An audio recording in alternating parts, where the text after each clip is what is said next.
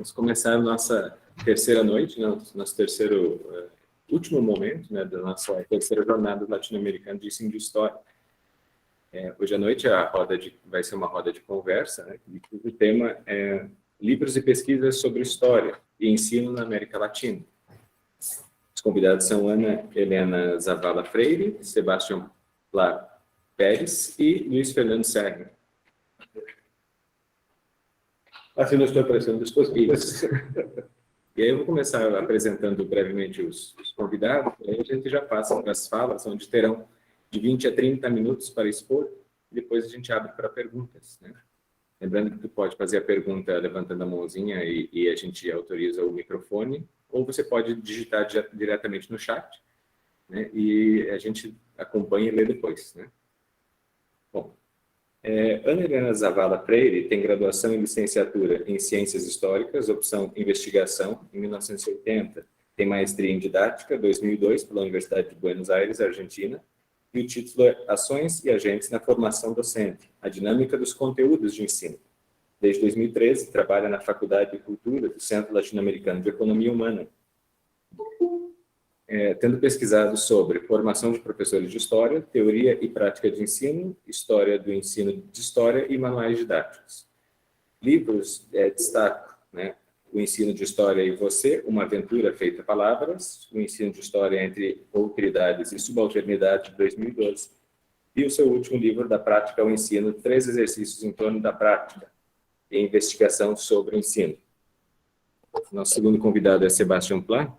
Tem graduação em licenciatura em História pela Universidade Ibero-Americana do México, em 2001, maestria em Investigação e Desenvolvimento da Educação pela mesma universidade e doutorado em Pedagogia pela Universidade Nacional Autônoma do México, em 2010, tendo pesquisado sobre reformas curriculares, teorias e epistemologias no ensino de História, ensino no período pandêmico.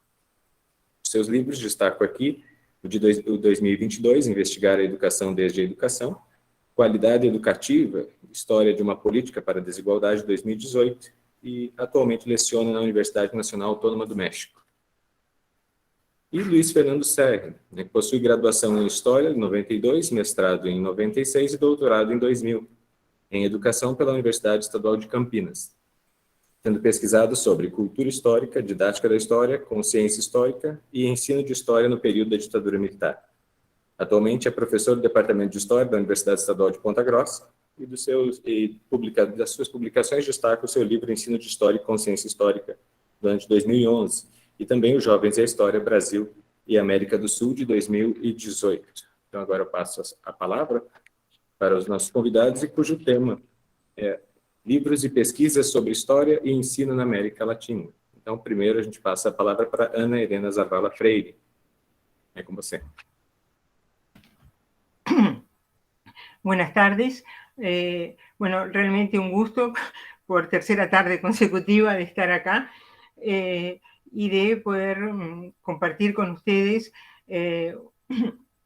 algunos elementos de mi trabajo en relación a la escritura.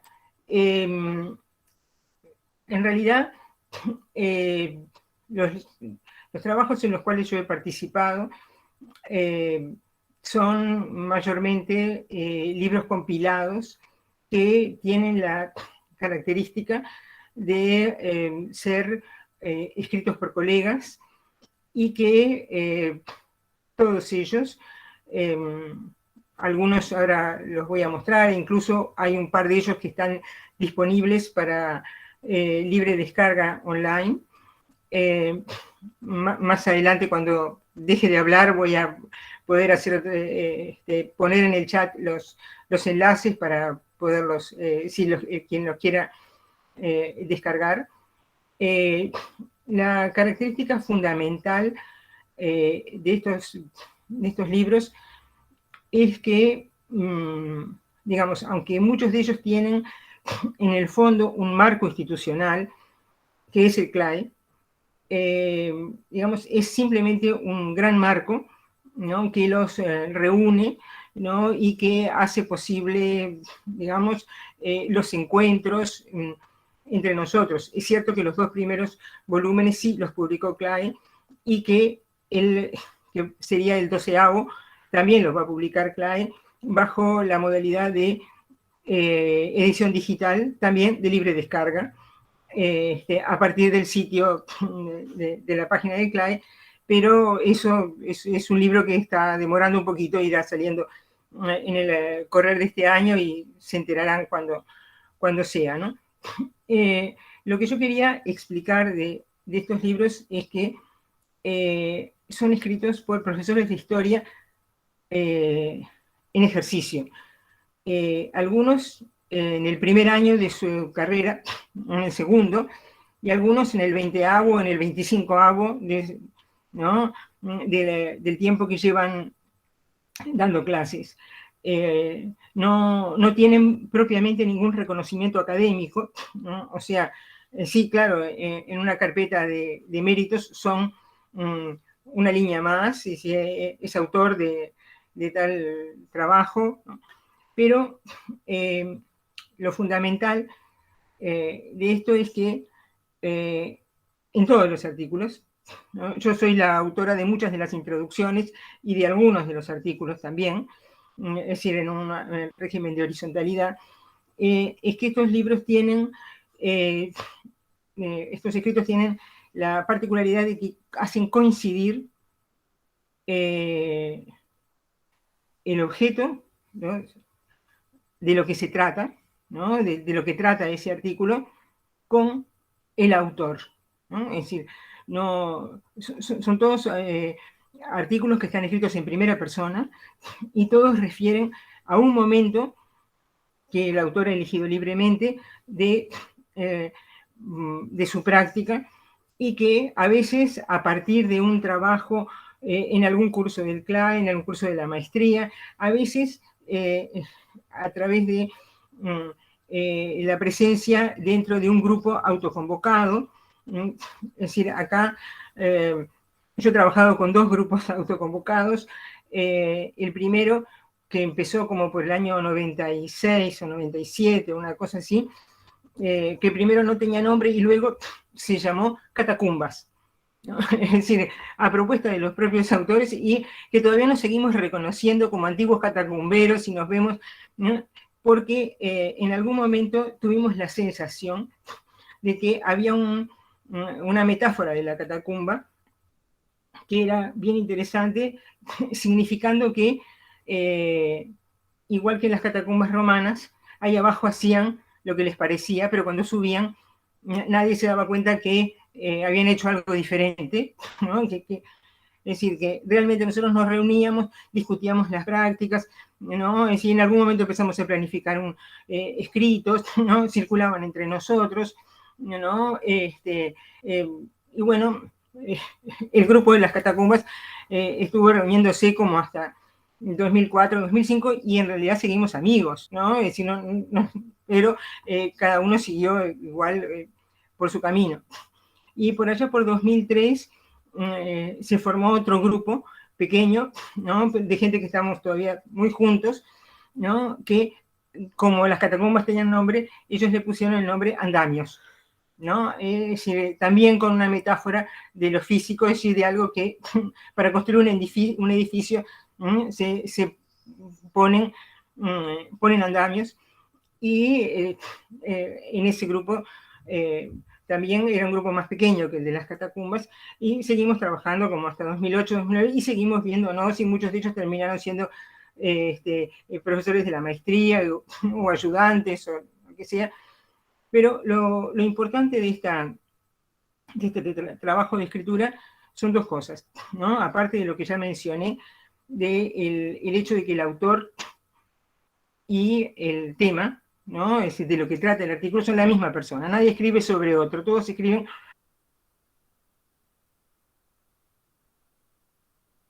Y lo segundo es que en todos los casos son escritura acompañada. Es decir, no es que una persona se sienta en su casa, escribe un artículo y lo manda para hacer el libro. No. Muchas veces median reuniones físicas. Bueno, ahora en tiempos pandémicos la cosa es un poco diferente, pero este proceso empezó en 2002, ¿no? El primer libro está escrito en 2002, ¿no? Y el último se está escribiendo en 2022, o sea, tiene 20 años. Nos intercambiamos, claro, la tecnología digital es muy importante, por el correo electrónico va, viene, ahora el Zoom, el Meet nos permite también encontrarnos, y el encuentro físico también. Nos leemos entre todos, y muchas veces los artículos circulan antes de darse por terminados entre el grupo, es decir, el correo electrónico mandamos por grupo, al grupo el borrador, y vuelve anotado, comentado, a veces con mucha gracia, a veces con una crueldad infinita, ¿no? Desde los detalles de tipeo hasta los detalles de expresión, de palabras que aparecen repetidas, de sugerencias para cambiar de verbo, de tiempo, o de lo que sea. Es decir, una de las características más importantes de estos es que es escritura acompañada. Me acuerdo que cuando vino una profesora argentina, actualmente fallecida, es decir, casi enseguida después falleció, que es Alicia Fernández, vino a presentar uno de los volúmenes, que se llama Otras aulas, otras historias. Este es uno de los que se consigue digital. Ella no había entendido en la convocatoria como presentadora del libro, no había entendido que nosotros trabajábamos así. Ella se imaginaba que cada uno escribía el artículo en su casa, que luego venían a mí, que era la compiladora, que yo los juntaba todos, los mandaba a la editorial, y que eso resultaba, y quedó entusiasmadísima con este tema de la escritura acompañada. Lo mismo cuando estuvo en un curso de Claudine Blanchard. Claudine, bueno, vino, estuvo con nosotros, vio, es decir, algunos manejábamos mejor el francés, otros poco, pero quedó también muy sorprendida de que nosotros estuviéramos manejando a ese nivel, que es no mini de un grupito pequeño, pero tampoco es a nivel de toda la ciudad.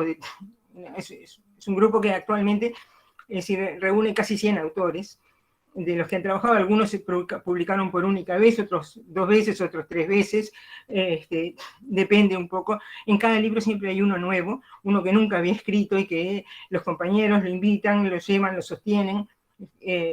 Bueno, tanto así que Claudine quedó también muy sorprendida de que nosotros trabajáramos en ese modelo de escritura acompañada, que me invitó a a escribir un artículo sobre cómo hacíamos eso, para la revista Cliopsy, que es una revista importante dentro de la Academia Francesa en relación a la orientación psicoanalítica. Cliopsy quiere decir, no es de Clio, sino de Clínica de Orientación Psicoanalítica. O sea, acá hay una innovación que me parece bien interesante, y que no es el producto de un pensamiento anterior, de un propósito, de un plan que luego se pone en práctica, sino de las eventualidades de los vínculos y de las maneras en cómo hacemos y cómo intercambiamos bibliografía para sostener un punto de vista, o cómo leemos alguna cosa.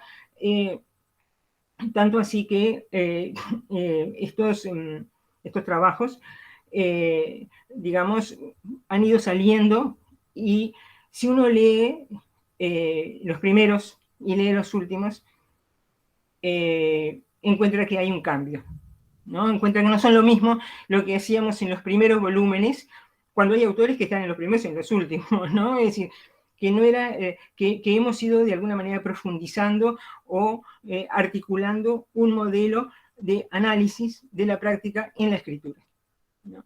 Eso no era parte de un plan previo, ni es un propósito teórico, ni nada, es decir, simplemente ha ido surgiendo, ¿no? De una manera muy particular, ¿no? Y muy interesante, y con la cual yo tengo además una debilidad muy innegable.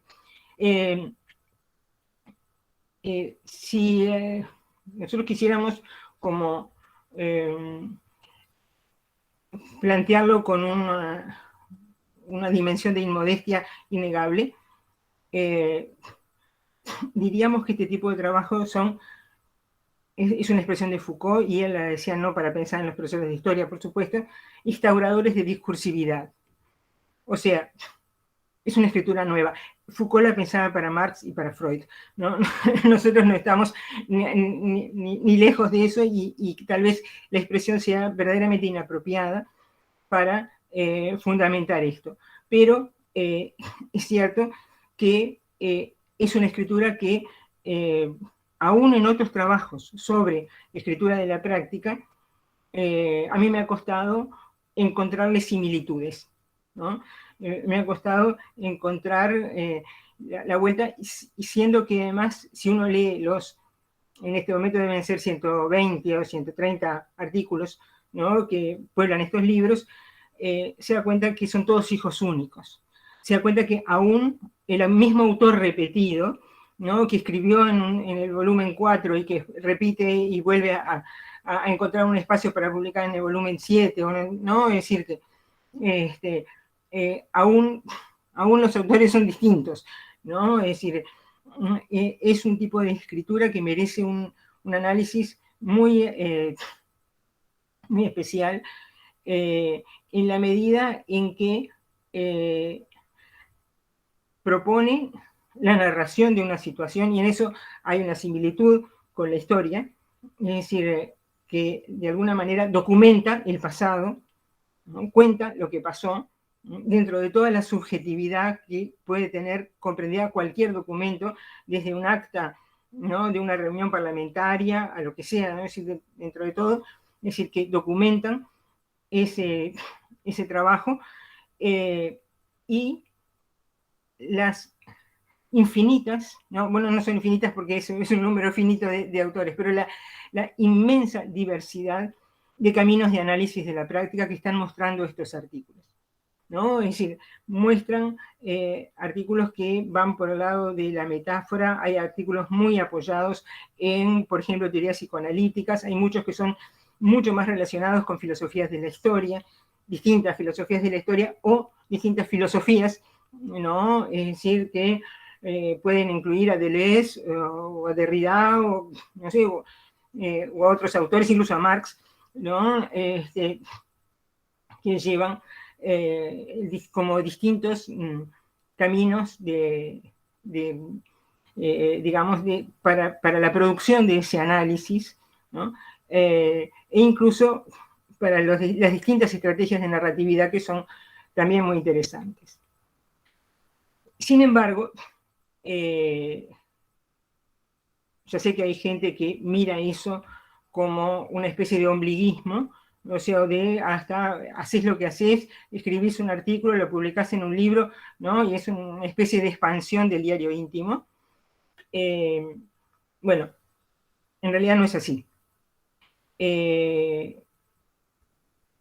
Estos volúmenes circulan muy ampliamente en los ámbitos profesionales docentes, por un camino o por el otro, por un regalo de Navidad, por un encuentro en la biblioteca del liceo, o por lo que sea. Estos libros son ampliamente leídos, y en este momento se han convertido en una cantera muy, muy importante de materiales para los profesores de didáctica, es decir, para los cursos de formación docente que se dedican, ¿no?, a menudo a tomar uno de los artículos y hacer un trabajo de análisis dentro de la clase, de mostrar, etcétera. Tanto que a los autores les sucede que a veces se encuentran con, acá se llaman practicantes, en México son normalistas, y en Brasil son estallé, ¿no?, del estallo supervisionado, es decir, los que no son profesores todavía, y a veces se encuentran con uno de los autores y le preguntan, pero ¿vos sos fulana de verdad? ¿No? O sea, te conocí primero como autora y trabajamos tu artículo en el IPA o en el Instituto de Formación Docente durante semanas, es como si te conociera, ¿no? Es decir, muchas veces hasta sucede esto. Yo diría incluso que ya si puse lo de los instauradores de discursividad, puedo poner lo de la República de las Letras sin ningún problema, ¿no? Es decir, a mí me gusta muchas veces, con menos modestia que nada, de hablar de estos libros como una República de las Letras, ¿no? Es decir, como libros que circulan de portafolio en portafolio, ¿no? De colega en colega, que te lo presto, sabemos que circulan además muchas versiones fotocopiadas, digitalizadas, y que alguien se las puede pasar para los estudiantes o para eso. Por ahí uno los encuentra en internet, un capítulo todo mal fotocopiado, todo mal digitalizado, pero ahí está, ¿no? Para el trabajo de los alumnos. Es realmente, siento que además es un trabajo que no es de una sola persona. Yo sé que yo estoy, ¿no? Muy, yo sé, en la época me decía madre, ahora ya me puedo decir abuela, ¿no? Atrás de eso y negociando con las editoriales o con la biblioteca o organizando la presentación o alguna cosa de esas, pero en realidad los que hacen el trabajo no soy yo. Es decir, sí, bueno, sí, yo hago muchas veces la introducción, hacemos circular bibliografía, es decir, e incluso muchas veces hemos tenido reuniones para despeje bibliográfico, por ejemplo, para discutir digamos, el ensayo 5 y el 6 de Uno mismo como otro de Ricoeur, porque había un trabajo o dos que estaban muy interesados en, digamos, en la historiografía y en la... pero la cuestión de la identidad respecto de un montón de cosas venía bien, así que nos sentamos un par de tardes, ¿no? Un cafecito de por medio y algunas cosas ricas, a leer Ricoeur, letra por letra, ¿no? Y así como ha pasado con Ricoeur, ha pasado con los autores de la subalternidad o con, ¿no? o con otros autores que vienen a cuento, ¿no? Y que se socializan, ¿no? Ahora, nunca nos reunimos los 100, por supuesto, ¿no? Los 10 de un libro, y de repente somos 3 los que estamos en la reunión, y a veces yo no participo en la reunión, porque es en la casa de alguien a la hora que yo estaba dando clase o haciendo una cosa. Pero simplemente voy a decir, yo quería plantear eso, decir, un poco lo había adelantado también ayer, que los colegas mexicanos también hicieron un libro en este estilo, precioso, ¿no? Precioso este libro, ¿no? que hicieron, y no puedo poner todavía en pantalla el libro que hicieron los colegas brasileños, pero en un poco de tiempo aparecerá también en el correr de este año el libro de los colegas brasileños. Realmente creo que este trabajo, ¿no? de un centenar de personas o un poco menos, en un país que tiene 3 millones de habitantes. O sea, vamos a relativizar también eso. Creo que es un aporte muy importante a la didáctica de la historia como teoría, ¿no? Práctica, ¿no? Estos libros están llenos de teoría práctica, son teoría práctica, ¿no? Son el entendimiento, la comprensión que los profesores hacen de sus prácticas, ¿no? De sus trabajos, de su manera de enseñar, y tienen ese sello de todas las teorías prácticas, que es el momento. Es así como yo lo pensé en aquel momento. Incluso en un libro que va a salir en Brasil de Profistoria,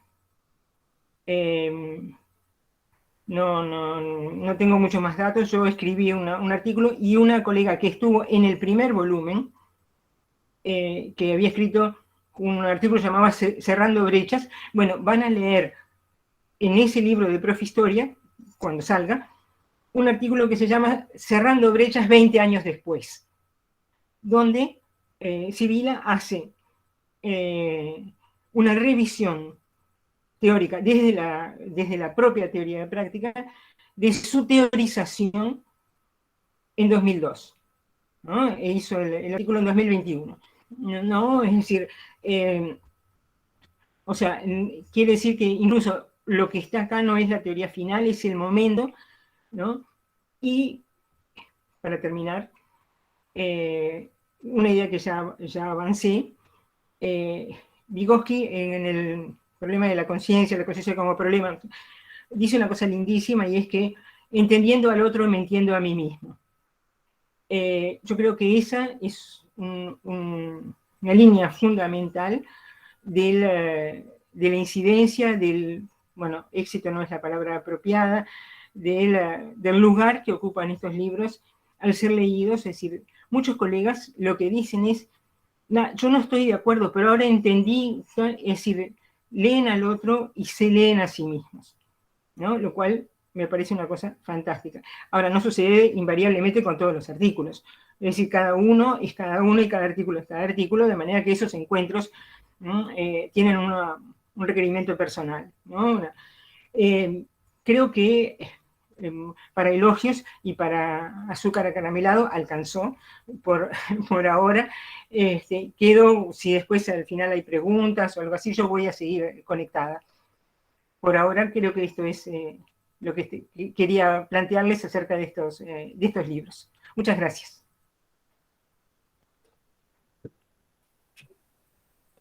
Obrigado, professora Ana. Nós vamos passar agora a palavra para o professor Sebastião Pla. Então, por favor. Muito obrigado. 30 minutos, ¿verdad? 25 minutos. Okay. No, es que le pedí que pusiera uno más. Bueno, buenas tardes. Muy obrigados por esta invitación y esta oportunidad de hablar de los últimos libros en los que hemos estado trabajando.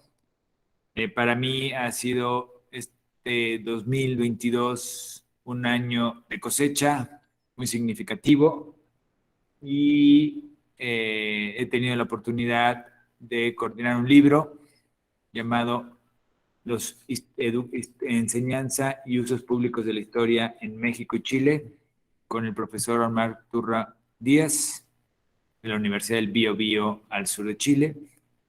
He tenido la oportunidad de publicar un libro en la prestigiosa editorial Morata de España, y denominado Investigar la educación desde la educación, y muy prontamente acompañado de la profesora Zavala, el profesor Serri, el profesor Sefner, aquí en Brasil, pero de colegas también de Chile, México, ¿sí? Venezuela, Colombia. Vamos a publicar prontamente, está programado para el verano, para agosto, está calculado en la editorial Routledge de Nueva York, la posibilidad de publicar, coordinando con Wayne Rose. Es que se me perdió aquí la imagen, pero perdón, disculpa. El libro, que ya esperemos que pronto que ya saldrá, que se llama Social Studies Education in Latin America, Critical Perspective from the Global South. Es decir, es un esfuerzo, el primero publicado en inglés, gracias a la colaboración de diversos autores que he mencionado, como, por supuesto, el doctor Serri, la profesora Zavala, Sandra Rodríguez, Patricia Ávila de Colombia, Fabián González y Graciela Rubio de Chile, Omar Turra y Juan Salcedo también de Chile, Carolina Huenchillán, un interesante texto sobre teoría y pedagogía colonial mapuche en Chile, Gabriela Iturralde, que es de origen ecuatoriano, aunque escribe sobre la afrodescendencia en México, Fernando Sefner, sobre experiencias de enseñanza de la historia y las ciencias sociales y del cuerpo y la sexualidad en Río Grande do Sul, Luis Fernando Serri, sobre los entrecruzamientos de la historia enseñada y el aprendizaje de la política en la vida y los jóvenes.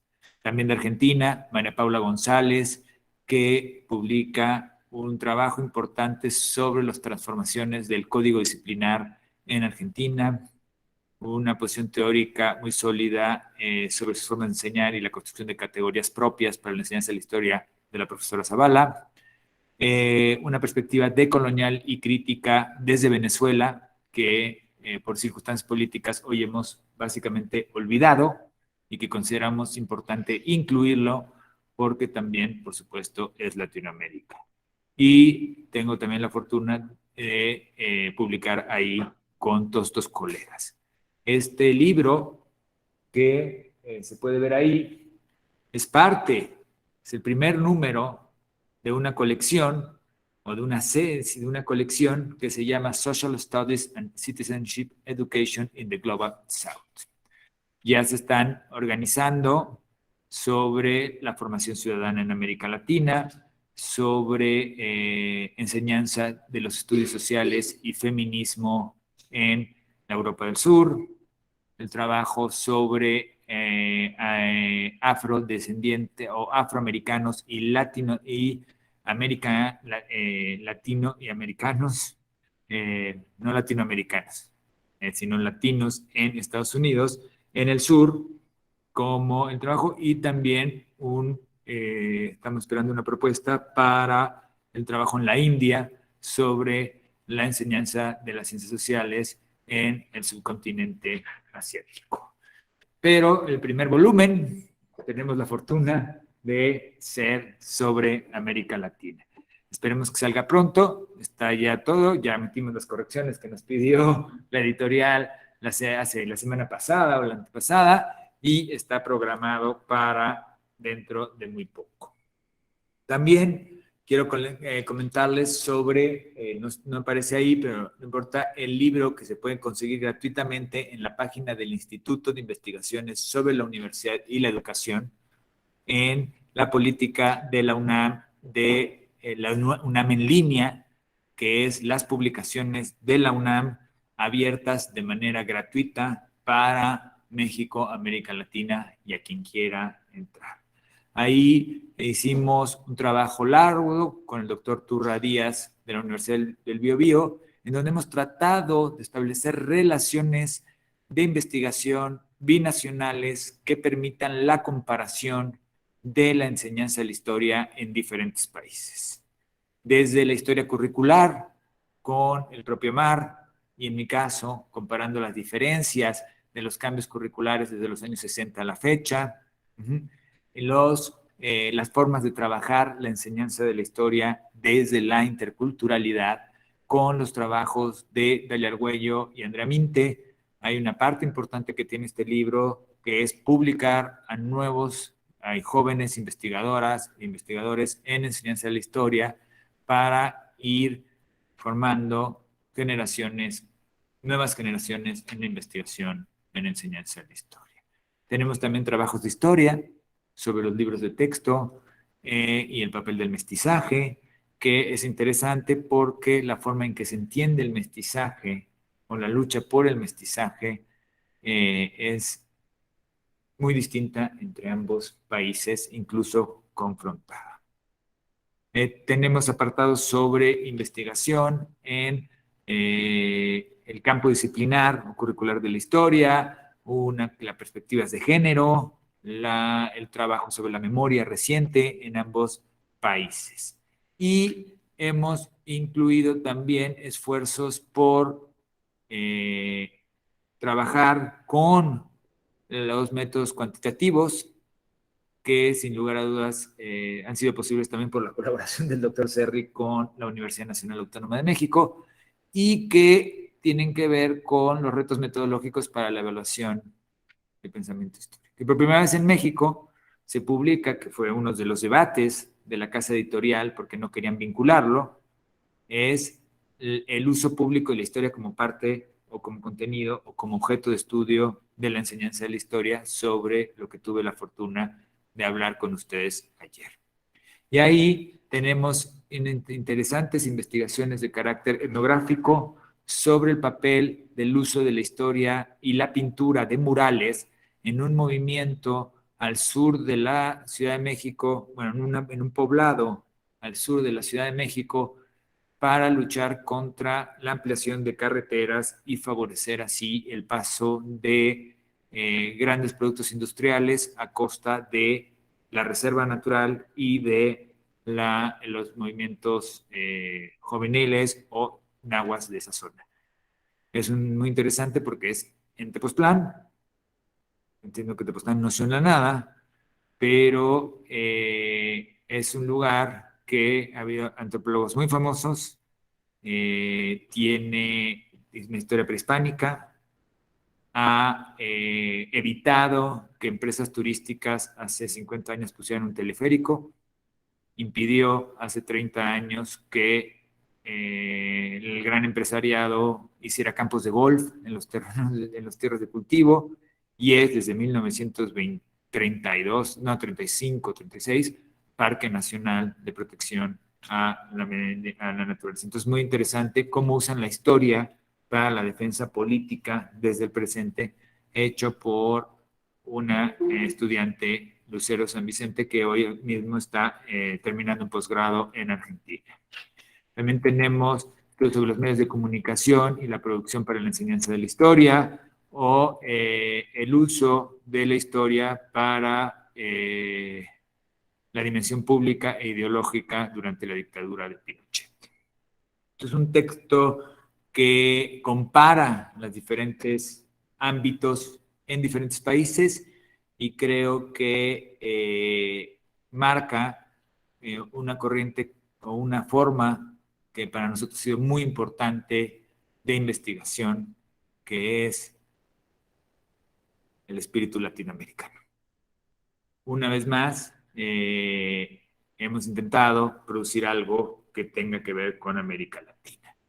Realmente creo que pueden ser aportes importantes y este último libro está gratuito.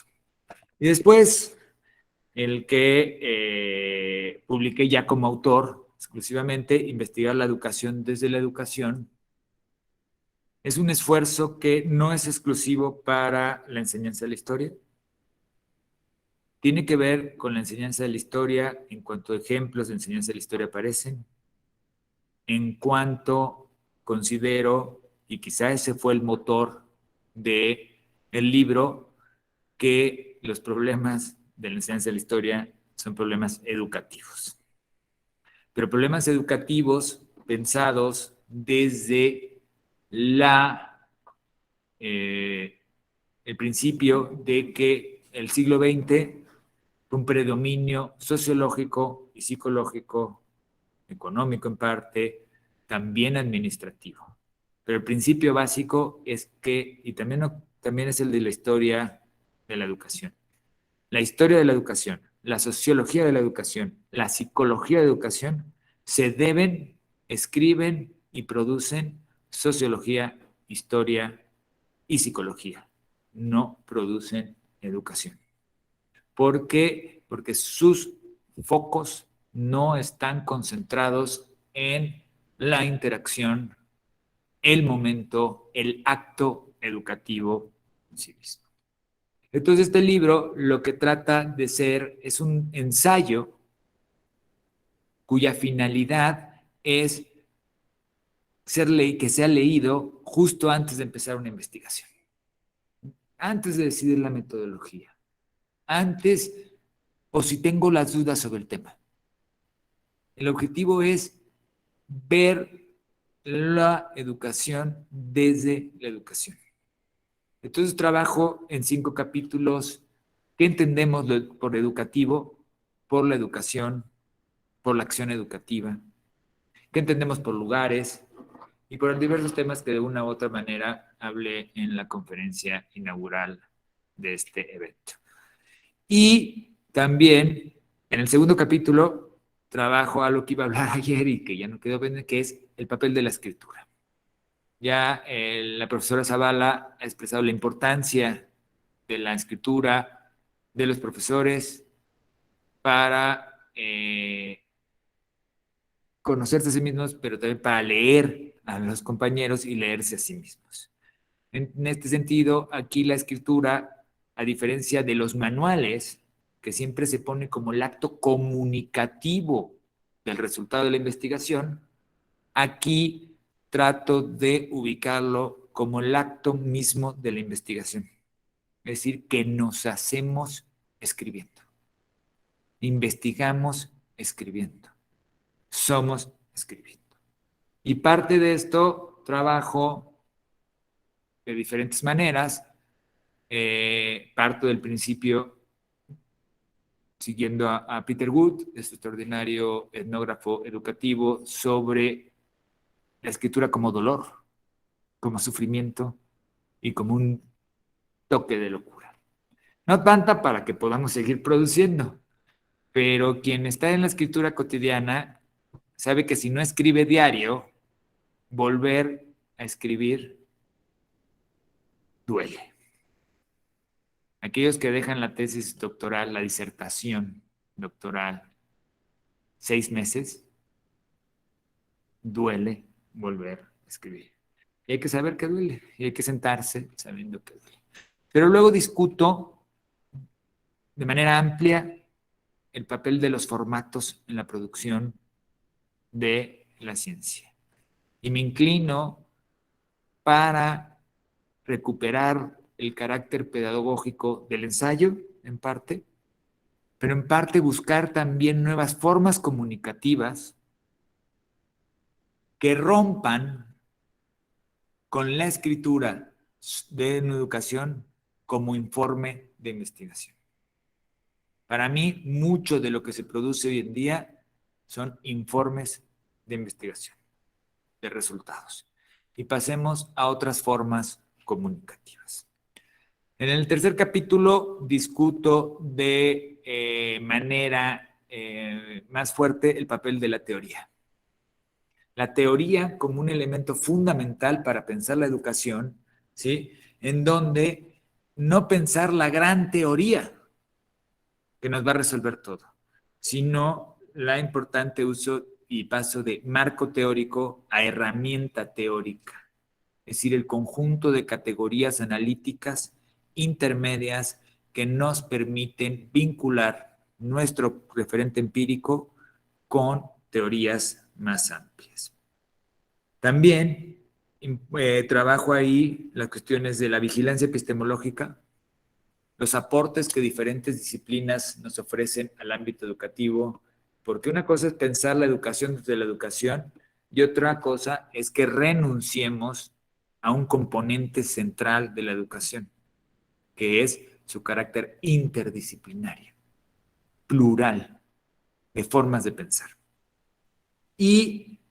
Pero en esta lógica también planteo el problema de la geopolítica del conocimiento y cómo ciertas lógicas geográficas, por supuesto económicas, están determinando qué es la innovación o qué es el conocimiento correcto en el ámbito educativo. De igual manera, planteo la búsqueda de horizontalidad entre los saberes que rompan con las jerarquías de los diferentes saberes, entendiendo las disciplinas unas sobre otras. Después, creo que quizá este pueda ayudar. Este capítulo 4 está dedicado a cómo plantear problemas en el ámbito educativo. Cuando tengo una realidad muy amplia, ¿qué pasa si me preocupo por los saberes?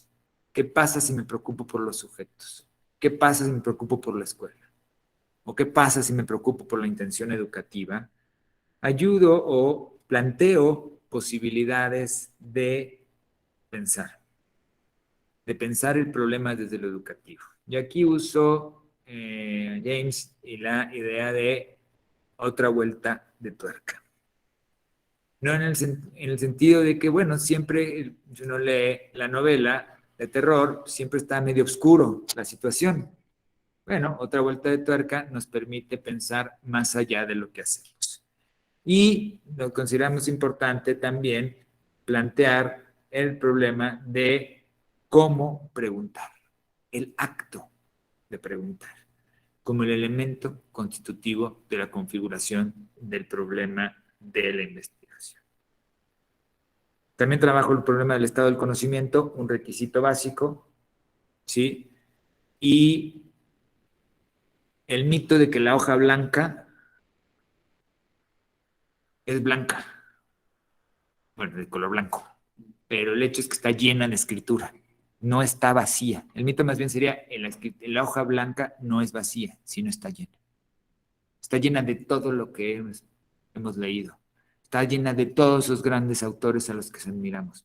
Y hemos leído tanto, tanto, tanto, que no caben nuestras palabras en las palabras que tenemos en la cabeza. Cómo romper y crear un espacio que me haga ser autor, que es parte del capítulo 2 también, porque el libro parte del principio que cualquiera, sea maestro, está haciendo un posgrado, está haciendo una, todos podemos investigar y todos podemos convertirnos en autor. Hay igualdad de inteligencias, diría Rancière. Y ese es el punto de partida de este libro. Todos podemos hacerlo. Siempre y cuando estudiemos, escribamos y estemos de acuerdo. Y el último tema es sobre la metodología y cambiar lo que, retomando el concepto de Marx, considero el fetichismo metodológico, que es el método resuelve el problema de investigación. Y para lo primero que tenemos que hacer es pensar que quien determina el método es el referente empírico y la pregunta de investigación, no lo que yo quiero. Si partimos de que hay componentes, o partimos de la idea de que la metodología lo que va a definir, vamos a quedar en estudios muy superficiales, porque la metodología es solo un medio, no es el fin mismo de la investigación. Y marco 9 conceptos o 9 ideas que considero imprescindibles para una pluralidad metodológica. Las historias, muy vinculada a la enseñanza de la historia, es decir, todo referente empírico tiene historia. No se crea en el momento en que yo llego. Todo referente empírico está compuesto de contextos que lo condicionan, pero no necesariamente lo determinan, porque estamos hablando de la educación. Y al hablar de la educación, estamos hablando de la agencia. Por decirlo de manera muy cruda, si yo solo pienso que la escuela reproduce el sistema educativo sin poder hacer nada más que reproducir el sistema educativo, podrá ser un gran trabajo sociológico, pero no es un trabajo educativo, porque el trabajo educativo, al final, lo que trata es sobre la agencia, sobre dar agencia, sobre compartir agencia, sobre movimientos. Otros son las culturas, las formas de pensar, y culturas entendidas en racionalidades. Ahí la interculturalidad juega un papel importante. Otro es el poder, tanto del poder que está en juego en una escuela, por ejemplo, como el poder que tiene el saber científico sobre el propio ejercicio de saber, y que claramente los libros de Ana Sabal han mostrado que la horizontalidad de saberes es un camino infinitamente comprobado por la maestra Sabal. Pero no lo hacemos. También que somos discursos. No somos solo discursos, también somos cuerpos, físico. También estamos compuestos por lo social, diría Latour. Pero también estamos compuestos por discursos. Por supuesto, el trabajo de la fuente, no se trata de inventar, ¿no? ¿Qué fuentes tengo? ¿Cómo las estoy trabajando? ¿Cómo las estoy sistematizando? La escritura, vuelvo ahí, porque la escritura somos en investigación y en la escritura tenemos que seguir siéndolo. Escritura que puede ser manifestada en diferentes formatos, pero escritura somos.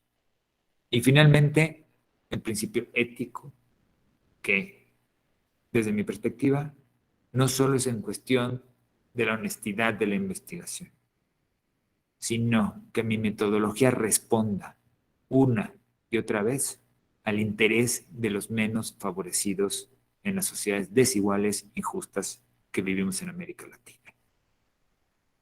Este es el libro, es para que se lea rápido, traté de hacerlo de manera abierta, fácil, accesible, y espero que se lea y se trabaje. Esta es la primera presentación que hago del libro. En mayo, ya les haremos llegar, tendré el honor de que la doctora Rosanide Buenfil, la investigadora más relevante en América Latina desde la perspectiva del análisis político del discurso, me va a hacer el honor de presentar el libro, junto con la doctora Ana María Salmerón, una investigadora de la corriente de formación ciudadana, pero fundamentalmente está trabajando a DEWE, y de filosofía de la educación, porque de una u otra manera lo que trato de hacer aquí es filosofía de la investigación educativa. Yo traje aquí creyendo que iba a haber gente para distribuir, pero en este lado híbrido lo pueden conseguir en Amazon. Como es editorial privada, no es gratuito como el otro, pero también lo pueden conseguir, por supuesto, a un precio más accesible en el Instituto de Investigaciones sobre la Universidad de la Universidad Nacional Autónoma de México. Estoy muy orgulloso de este libro, perdón que lo diga así abiertamente, pero se los recomiendo muchísimo. Muchas gracias. Perdão. Antes de passar a palavra para o Serri, só gostaria de pedir para o Sebastião e para a professora Ana, se possível, dispor no chat os links, né, que o professor citou dos artigos que são gratuitos na universidade. A professora Ana também citou o seu livro, que também está disponível. Assim a gente já pode clicar e baixar e salvar o link, né?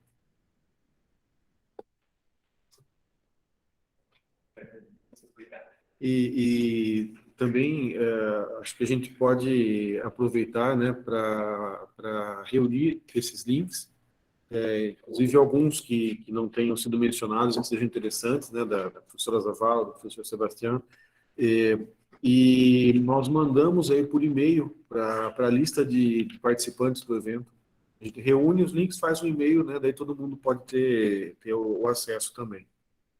Bom, gente, eu vou falar um pouquinho sobre o livro que nós estamos organizando. Na verdade, acabaram sendo 2 livros do projeto Residente, que é herdeiro do projeto Jovens e História no Mercosul, que, por sua vez, deriva do projeto Jovens Dentro da História. Eu já estou em 2007, que, por sua vez, é filho bastardo do projeto Youth and History, do Convênio Europeu de Professores de História, e assim é a genealogia do projeto.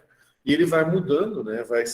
Ele foi aclimatado várias vezes e mudou muito, e hoje, se alguém for olhar lá o bisavô do projeto, não vai conhecer o seu bisneto, né? O projeto Residente já tem um questionário que é completamente diferente, mas mantém a mesma perspectiva, que é estudar alguns aspectos, como a cultura histórica, a consciência histórica, a cultura política, a aprendizagem histórica, a partir de questionários que são aplicados a estudantes e a professores, preferencialmente durante a aula de história, com a perspectiva de obter dados quantitativos que passam a ser interpretados aí a partir desta lógica, né, da análise estatística, e fazem um diálogo, né? Os textos que resultam desse projeto, que têm resultado desse projeto ao longo do tempo, e não é diferente no caso desses 2 volumes que eu pretendo apresentar hoje, dialogando com a produção já existente em termos de ensino de história e com vários outros referenciais no campo da política, da sociologia, da pedagogia, da geografia e assim por diante. Então, também um pouco como foi o caso da professora Ana Zavala, que o livro que nós gostaríamos de trazer para apresentar ainda não está pronto, por vários motivos, né?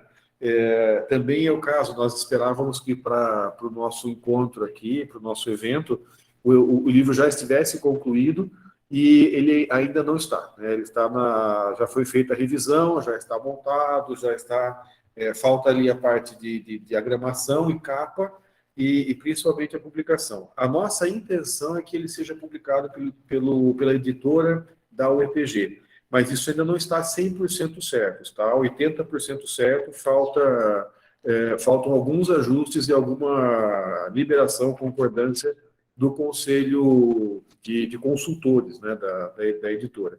Então, eu trago aqui coisas que ainda são bastante provisórias em termos de como que esse material vai ser disponibilizado, mas o que eu garanto para vocês é que ele vai ser disponibilizado. Então, já é uma pré-estreia desse material.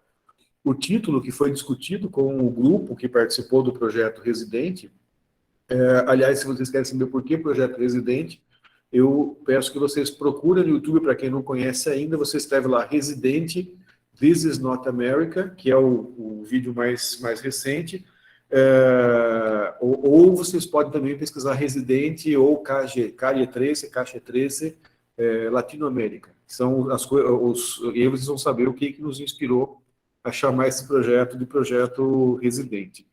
E o título, então, acabou ficando, né? Cultura Histórica, Cultura Política e Ensino em Nuestra América.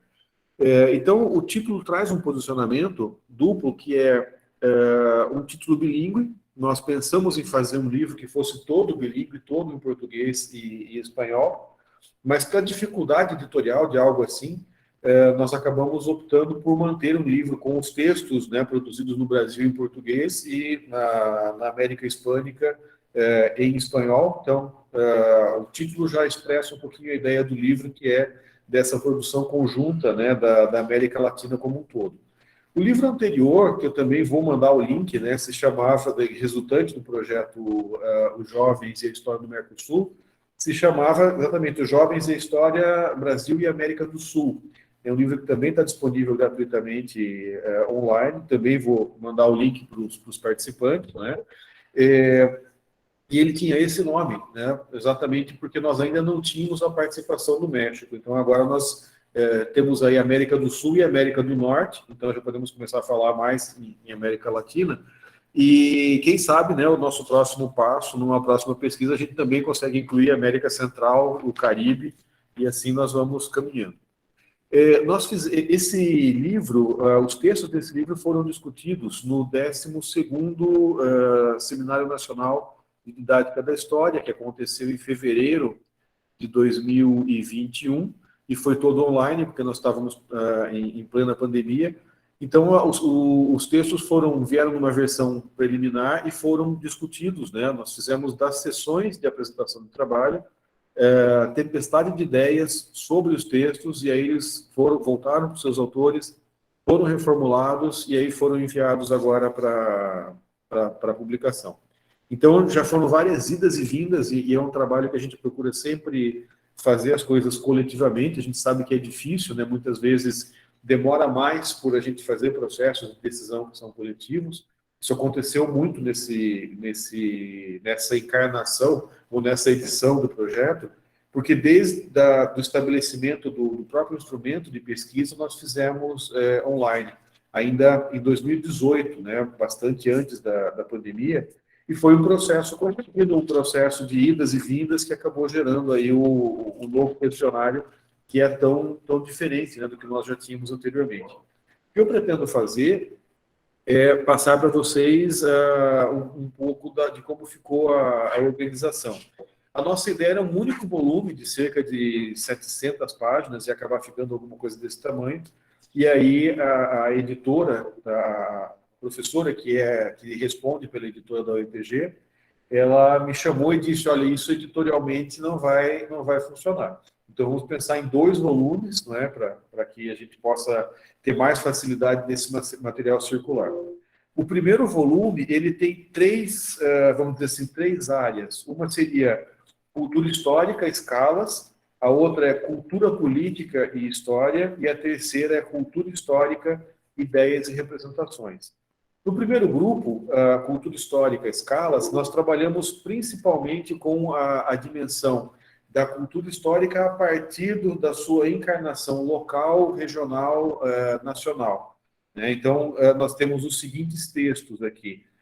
O primeiro é Sujeitos Históricos, Cultura e Consciência Histórica em Jóvenes Queretanos, que é da professora Paulina Escalante e Emma Servin, que são duas professoras do México e fazem essa abordagem, né? Trabalham com os grandes temas gerais do projeto, numa perspectiva da amostra da região de Querétaro. E então a gente tem esse primeiro texto com essa perspectiva. O texto seguinte faz algo parecido, só que para a cidade de Diamantina. É escrito pela professora Elizabeth Seabra e o Peter Pereira, né, que é licenciado em História, e o texto é o local e o nacional, a questão da grande narrativa histórica sobre o colonial entre os estudantes brasileiros. O aspecto que chama a atenção desse texto é que se trata de uma discussão sobre o fenômeno, né, da história, que é o Brasil colônia, ou a condição de colônia, mas isso é estudado a partir da amostra dos estudantes da cidade histórica de Diamantina, em Minas Gerais.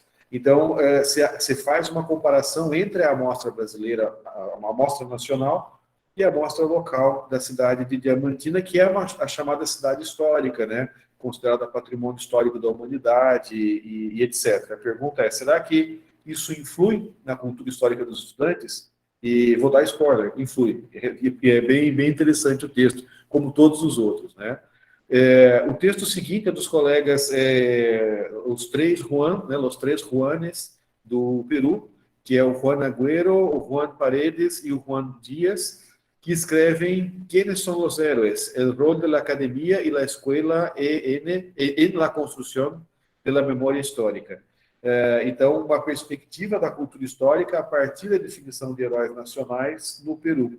E o texto que segue também vai na mesma perspectiva, que é dos professores Gabriel Kirit e Federico Alves Cavana, que estava conosco aqui essa semana, e o título do texto é Los muchos panteones posibles para la enseñanza de la historia uruguaya, hacia la conformación de un panteón republicano. Então, esses textos, eles constituem esse primeiro grupo, né, da cultura histórica à escala, assim que nós buscamos aí os vários âmbitos, né, em que se encaixam as questões da cultura histórica nesta perspectiva dos recortes geográficos. O segundo grupo envolve mais as questões políticas que estão vinculadas com a aprendizagem e com o ensino da história.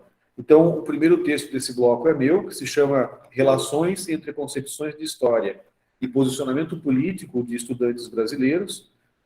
Então, nós fazemos um esforço, né? Texto meu, Luiz Serri, e do professor Emerson Servi, ou seja, só uma letra diferente no sobrenome, a gente não é parente por uma letra diferente no sobrenome, né? Mas ele supervisionou meu pós-doutorado no programa de pós-graduação em Ciência Política da Universidade Federal do Paraná, e nós fazemos essa perspectiva de tentar desagregar os jovens por posição política e verificar como que eles se posicionam em relação às questões históricas. Se também a gente vai dar spoiler aqui, né, do texto, a gente não quer desestimular a leitura, mas o que nós descobrimos é que quanto mais à direita o posicionamento político, menos os jovens valorizam a história. E o contrário também é válido. Quanto mais à esquerda, mais valorizam a história, né? O texto seguinte é do professor Luiz Eduardo Palma e da professora Janaína de Paula, e se chama Experiência Militante como Transformadora da Consciência Histórica. O trabalho busca abarcar um fenômeno político muito importante que aconteceu no Brasil em 2016, que foram as ocupações de escolas. Acho que começou em 15, foi para 2016 também, né, em estados diferentes no Brasil, mas o Brasil teve, ao mesmo tempo, quase ao mesmo tempo do golpe de 2016, que derrubou a presidenta Dilma, também teve um amplo movimento de estudantes ocupando escolas contra a proposta de reforma do ensino médio, que hoje está vigente e fazendo muito estrago, né, destruindo muito do que se conquistou durante a redemocratização do Brasil, mas a luta era contra isso, né, e a pergunta qual que é a diferença, ou há alguma diferença entre a consciência histórica desses estudantes militantes e dos estudantes que não têm militância, né? E esse primeiro texto, ele começa esse trabalho para estudar as características da consciência histórica dos estudantes, né? Elas já vão aí trazer algumas diferenças. E o texto seguinte é o posicionamento dos jovens de Vitória da Conquista quanto aos valores sociais e a democracia, temas polêmicos e relações na vida prática, dos autores Kevin do Prado, Micheline Marques e Glaucia Nunes. E fechando esse bloco, nós temos o texto da professora Graciela Rubio, do Chile, que se chama Jóvenes, Ditadura Militar Chilena e Cultura Histórica, Configurações Narrativas de Memórias e Historiografias para a Compreensão de um Passado Reciente de Violência. Então, aí se trabalhou com o recorte nacional chileno para discutir essas questões, né, da ditadura militar, portanto, fechando esse bloco de cultura política e história. E o último bloco desse primeiro volume vai ser Cultura Histórica, Ideias e Representações, que vem com dois textos, os dois de autores do Chile. O primeiro é o professor Fabián González Calderón, com o texto Câmbio e Continuidade em la Educação Histórica, El Futuro e El Passado desde a perspectiva de estudantes de Chile, que trabalha com duas questões principais, que são as projeções de passado e de futuro dos estudantes, né, que aparece no questionário. E o último texto do livro é do professor Cristian Pino e Mônica Munhoz, também do Chile, que tem um texto La Historia en los Colegios, Estudiantes de las Regiones de Ñuble, Valparaíso e los Ríos, de Chile, na primeira aproximação. Então, é um texto mais geral, que busca questões mais gerais para fazer também um estudo a partir do recorte regional e mais dentro da perspectiva dos componentes da cultura histórica, né? O segundo volume, ele tem... Ele, na verdade, acaba vindo com dois grandes grupos, né, que estão aqui. O primeiro seria Identidades, Raça e Classes no Pensamento de Professores e Alunos. E aí começa com o texto da professora Méris Nelita Fauz, que se chama Posicionamentos dos Estudantes de Escolas Públicas e Privadas Brasileiras sobre as ações afirmativas, cultura e história negras. Então, aí o recorte foi social, né? A gente tem a amostra brasileira e foi feito um recorte de escolas privadas e de escolas públicas, que a gente sabe que tem uma clivagem de classe social no Brasil, e aí se analisou como que as políticas públicas de inclusão das populações negras são encaradas por estudantes que são beneficiados por essas políticas ou que, em tese, seriam prejudicados, né, entre muitas aspas, por essas políticas. Aí segue, né, o texto Los Grupos Subalternizados en la Formación Histórica e Identitaria de los Jóvenes en Argentina, Pueblos Indígenas, Negros e Participação Política, dos colegas da Universidade de Luján, Patrício Grande, Natália Viurnos e Matias Bidoni. Matias está conosco agora à tarde, não sei se está aí participando também. Os professores Jean Moreno e Matheus Cruz têm o texto Por Entre Tensões e Esperanças, Colonialidade e Consciência Histórica com Jovens do Ensino Médio. Estão trazendo aí mais diretamente, né, a questão da colonialidade, da decolonialidade nas respostas dos estudantes. Nós temos na sequência o texto da professora Márcia Teté Ramos e Sandra de Oliveira, que é o que pensam os alunos do ensino médio sobre os povos indígenas. Então, nós temos uma questão específica no questionário e outras, né, ao longo do texto. E aí nós buscamos, então, compreender que visão é essa dos estudantes sobre os povos indígenas. A professora Maria de Fátima Barbosa Pires trabalha especificamente com os jovens cariocas, né, e aí vai trabalhar com as suas identidades. Então, nós temos aí, esse é o penúltimo texto, e o último texto dessa parte de identidades, raça e classe, da professora Mayra Rodrigues Hernández, que se chama Que piensan las y los jóvenes sobre la conquista de México a 500 años de distancia, no estudio con estudiantes de educación media. E é o trabalho, então, que fecha essa parte de identidades de raça e de classe, e nós passamos para o último bloco do segundo volume, que é a formação de professores e as aulas de história. E aí a gente tem o texto, portanto, da professora Maria Paula Costa, que trabalha exatamente com isso, né, formação de professores e como isso afeta as aulas. Então, esse bloco é um bloco mais voltado para a especificidade da dimensão escolar. Então, as partes do questionário que nos permitem identificar elementos sobre a situação atual do ensino de história nas escolas. Na sequência, vem o texto da professora Mariana Gaspar, que se chama Estudantes de Guarapuava e os livros didáticos de história, o projeto residente como ponto de partida da investigação, e também sobre o livro didático, né, o texto da professora Carmen Lúcia de Salles, que é o livro didático de História em Foco, como os estudantes paranaenses significam o seu uso. Também, na sequência, também discutindo a questão do livro didático, a professora Marisa Massoni, da Universidade de Buenos Aires, com o texto Modos de uso de libros de texto de los profesores de História en Argentina, hacia una nueva materialidad de la disciplina. E, por fim, fechamos 2 volumes. Nós temos aí o texto da professora Caroline Patsievich, que é Posições Políticas de Professores de História. 6 anos depois, o que mudou? Só explicando esses 6 anos depois, é que nós estamos falando da amostra anterior, do projeto anterior, em que nós coletamos dados de professores de História, e agora, né, a pergunta é, no novo contexto, o que houve de modificações. Então, era isso, né? Eu queria, assim, muito rapidamente apresentar esse livro. A gente espera, se tudo der certo, né, que antes do final do primeiro semestre ele já esteja disponível. Por ser um livro financiado pelo Conselho Nacional de Desenvolvimento Científico e Tecnológico, né, o CNPq, ele já vai sair como livro eletrônico e já vai sair gratuito também. Então, aí, assim que nós tenhamos, a gente também aproveita para divulgar, né, os links para todos os interessados, e já tive o compromisso de todos os inscritos do evento receberem um e-mail avisando, olha, saiu o livro, né, baixem e, principalmente, leiam, comentem, critiquem, né, e vamos colocar aí na roda de discussão. Era basicamente isso.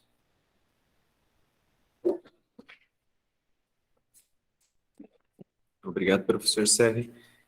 Nós vamos passar agora para as perguntas, então estão abertas as perguntas. Quem quiser comentar, quem quiser fazer a sua questão, pode abrir o microfone ou pode digitar no chat. Então a gente já podemos fazer essas perguntas. Giovanni, será que já não tem pergunta no Face? Isso que eu perguntar para o Giovanni.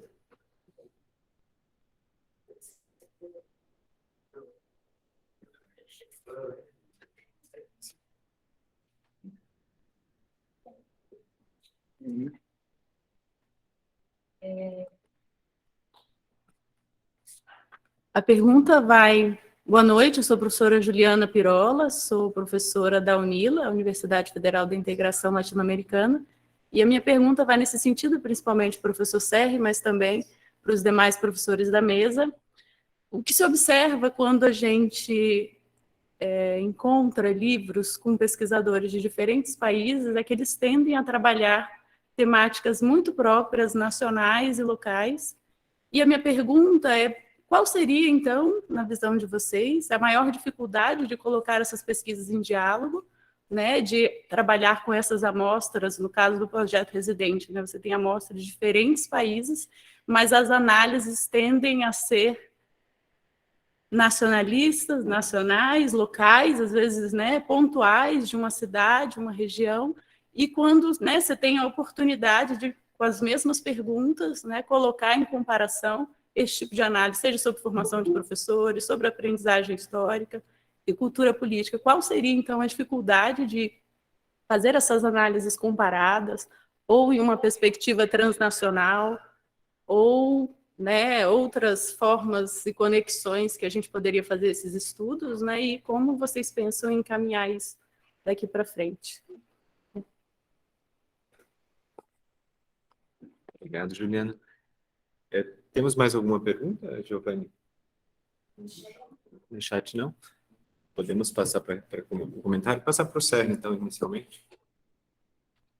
Bom, eu penso que nós temos um processo para construir uma situação em que nós possamos ter condição de pesquisa e discussão de resultados e produção de trabalho, né, de produção aí dos resultados científicos de forma internacional, que passa por ampliar esse diálogo. Eu acho que nós estamos fazendo muito esse trabalho, mas eu concordo um pouco com o fato de que muitas vezes nós estamos juntos, mas a gente acaba desenvolvendo paralelamente. Um grupo, né, um país fala, o outro fala da sua experiência, há alguma conversa, mas muitas vezes não há exatamente uma produção conjunta. Nós temos mais frequentemente produções contíguas, né, uma do ladinho da outra ali.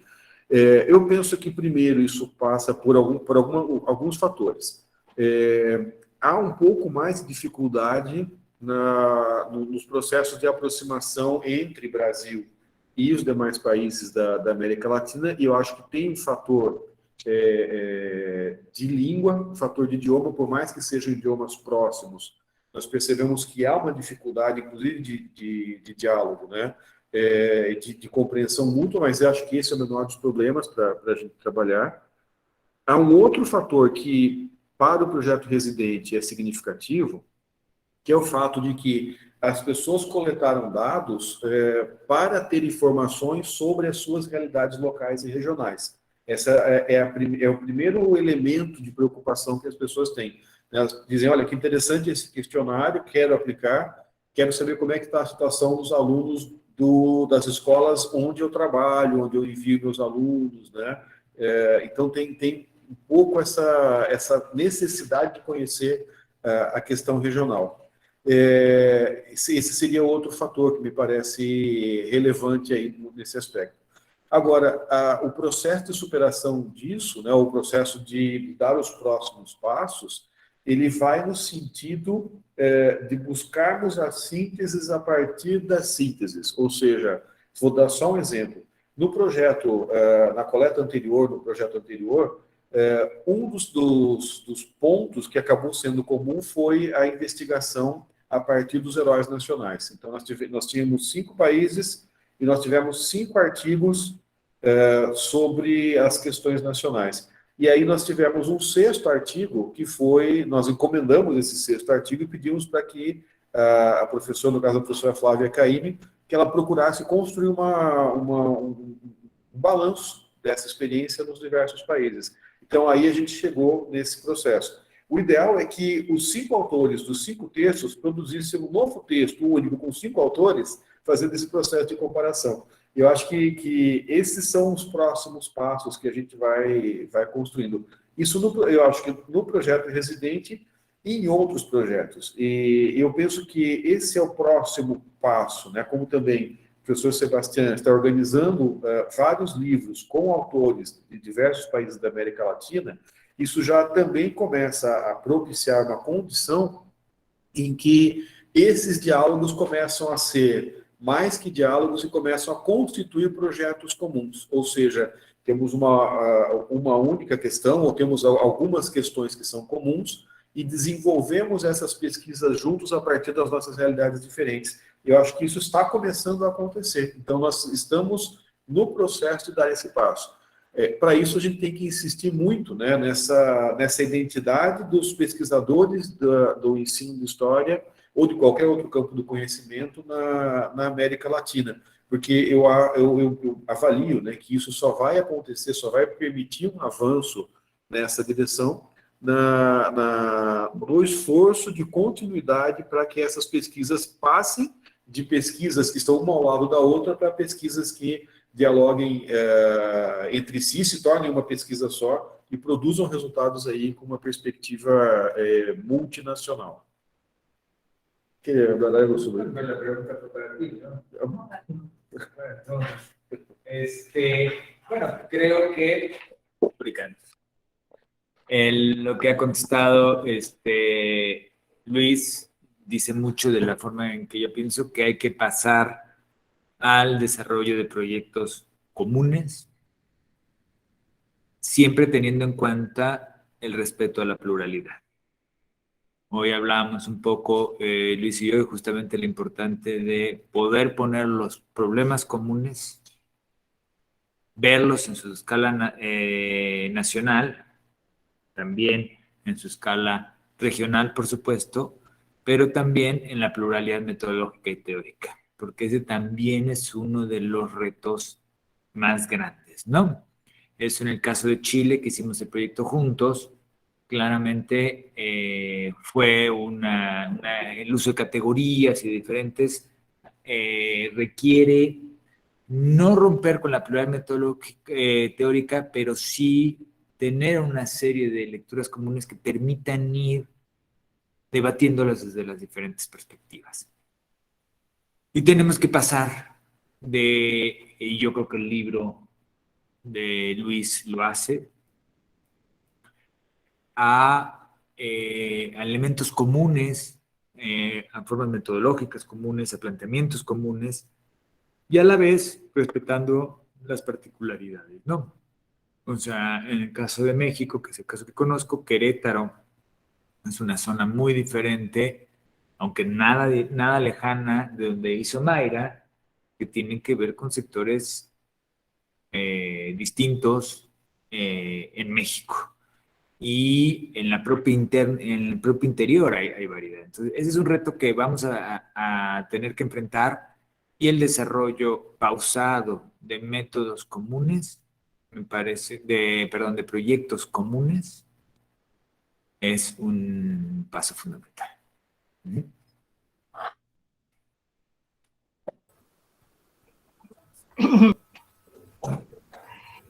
Próxima questão. Profesora Ana. ¿Puedo? Sim. Lo que yo quería plantear, digamos, en lo que decían, bueno, cómo hacer una dimensión de barrer las fronteras y que los libros que se escriben en Uruguay puedan ser leídos en Colombia, en México, ¿no? o incluso en Brasil. Digamos, cuando algún artículo ha pasado o cuando algún libro va y viene, es decir, por ejemplo, en México, después tengo que dialogar, recibo correos, profesora, ¿qué quiere decir tal cosa? ¿Qué quiere decir tal otra? ¿No? Porque las denominaciones corrientes del mundo educativo son diferentes en todos los lugares. Si yo por acá tengo un artículo que está en lo que sería el cuaderno 18, que se llama De mitos y realidades, no hay ningún problema. Cuando primero 9 conoció a Pierre Grimal. Ese es el subtítulo del libro. Bueno, lo primero que me escriben es ¿qué quiere decir primero 9? ¿No? Es decir, las denominaciones escuela, liceo, preparatorios, primero 1, primero 2, ¿no? Quinto H1, es decir, que son denominaciones que para ser leído el libro en el Uruguay funcionan perfectamente, ¿no? Ser practicante de alguien, tener un profesor escritor, ser profesor escritor y tenía un practicante, es como que habláramos en ruso, ¿no? Cuando hemos llevado los libros a algún lado, hay que hacer unas traducciones impresionantes o llenarlos de notas al pie que diga primero 1, quiere decir que en el liceo se empieza el primer año, que tienen 12 años, y en cada institución hay 3, 4, 5 primeros y se llaman primero 1, primero 2, primero 3, ¿no? Bueno, y preparatorio, ¿qué quiere decir? Bueno, liceo, que no es escuela secundaria, que es liceo, que es... o sea, hay una cosa como que es mínima, que si nosotros para circularlo acá le cambiáramos esos nombres, parecería que están escritos en otro lado, están escritos acá.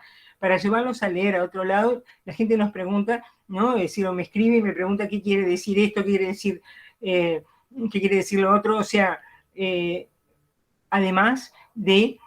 y Sebastián me entiende perfectamente, porque aunque ella nació en el Uruguay, ha vivido siempre en México, a veces los mexicanos me dicen, es que no le entendemos nada, doctora. Me dice, es que ¿qué es lo que ha dicho? No entendemos nada.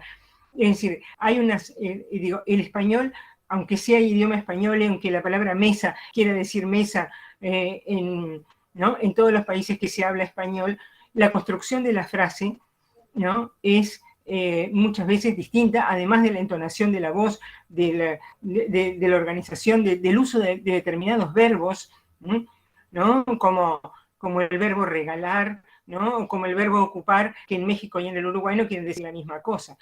Entonces, quiero decir que, aunque estos libros puedan atravesar de un lado al otro, es decir, que no es el caso de la escritura académica, sino que tienen una frescura, de repente, que es hasta un localismo sin caer en un lenguaje vulgar ni nada, pero muchas veces el uso de palabras como chiquilines o ¿no? Gurises, ¿no? Que son palabras muy locales. Nos pasa en este momento que estoy teniendo un seminario con gente de México, de Uruguay y de Argentina. Y verdaderamente cuando hablan las profesoras uruguayas, muchas son interrumpidas varias veces para ver qué es lo que quieren decir. Entonces, lo que quiero plantear es que hay como un doble juego entre lo que plantean ustedes, que es absolutamente indiscutible, de poder atravesar fronteras, ¿no? De poder dejar atrás un montón de cosas, y cómo, en definitiva, lo que en algunos lugares ha desaparecido, ¿no? Como localidad, como localismo, y todos tenemos las mismas lapiceras y las mismas camisas y los mismos, las mismas carteras y camisas, y usamos la misma licuadora, ¿no? O el mismo auto, ¿no? Hay una parte del sentido local de la cosa, ¿no? Que equivaldría en alguna medida, digamos, a la historia local, ¿no? Que es un mundo local de significaciones, ¿no? Y de cosas que son relevantes en un mundo que en el otro no lo son, ¿no? Y que en definitiva son las distancias, y no hay que abolirlas, ¿no? Ni hay que neutralizarlas, ni hay que homogeneizarlas. Simplemente tener en cuenta que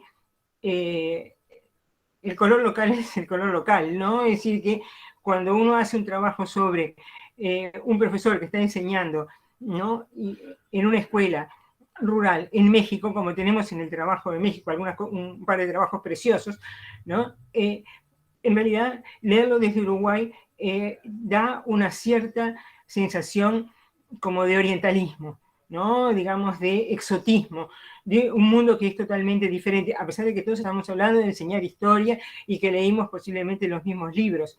Pero sí, leer los trabajos de Julián, ¿no? Que está en Colombia y que habla sobre la enseñanza y sobre los corridos prohibidos ¿no? y otra cantidad de cosas, leerlo desde el Uruguay no tiene sentido solamente en Colombia, ¿no? Entonces, el trabajo de Julián Almolacid, me refiero, ¿no? Es decir, entonces, digamos, hay un punto que es lo situado, lo singular, lo único, lo preciso de una situación, y cuáles son las posibilidades que tenemos de atravesar espacios más grandes, ¿no? Y fronteras que no son culturales, pero que es el mundo de la diferencia, ¿no? Es decir, y creo que eso importa más que nada para tenerlo en cuenta, para saber que existe, y no para tratar de derribarlo y de empezar a moldear, ¿no? Asuntos comunes. Entiendo que las producciones netamente académicas es otra historia, ¿no? Yo no estaba hablando de eso. Era solamente ese aporte. Muchas gracias.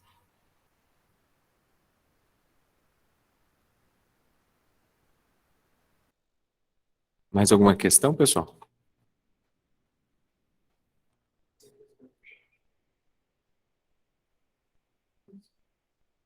Sinto aproximar-se as show. Está cerrada. Sí. Sí. Sí, no hay problema. Eu tenho uma questão, para tardar um pouco o show, que é a seguinte, eu percebi assim que nós estamos aqui diante de três pesquisadores muito sérios que fazem grandes publicações e que estão envolvidos nesse trabalho de aproximar pessoas, de aproximar histórias, aproximar culturas.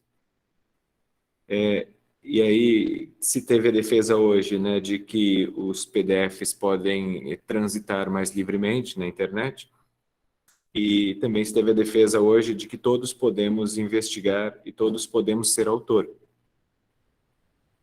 Diante desse cenário, onde nós temos um fluxo muito grande de textos curtos nos ambientes de rede, o que pesa hoje para um autor como vocês escolherem a publicação de um texto físico, né, como no caso do professor Sebastião, e além do mais, ser um texto que vai depois ser comercializado, né?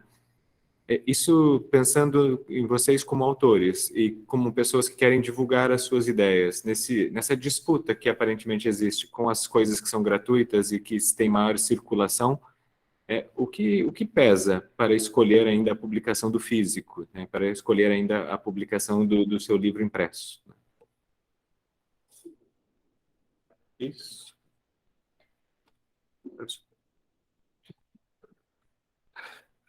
Olá, meu nome é Giovanni, eu sou graduado em História, mestre em Estudo da Linguagem e atualmente residente no Museu de Campos Gerais, que é onde a gente está falando agora, né?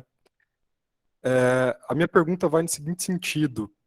Foi comentado algumas das dificuldades que estão envolvidas nessa integração que tem acontecido nos estudos de ensino da história na América Latina, né? A língua é uma delas, né? Foi ressaltado pelos três, salvo engano. Foi falado também, Sebastião falou de a necessidade, ou como um horizonte, talvez, uma metodologia comum, né? Como é que a gente pode pensar, quais são as outras dificuldades que existem para se superar, né? E como a gente pode pensar em reforçar essa integração, né? A metodologia comum seria uma coisa, de fato, essa realidade que a gente está vivendo dos eventos híbridos e online, ele facilita ou ele desmobiliza? A minha pergunta vai nesse sentido. E daí eu dirijo a pergunta aos três.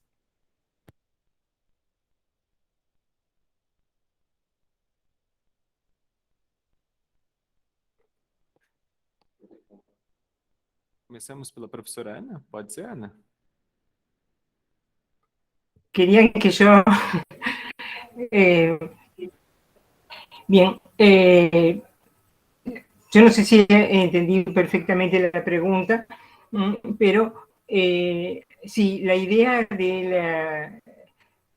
digamos, del libro físico frente al libro virtual, ¿no? Es, por lo menos desde mi punto de vista,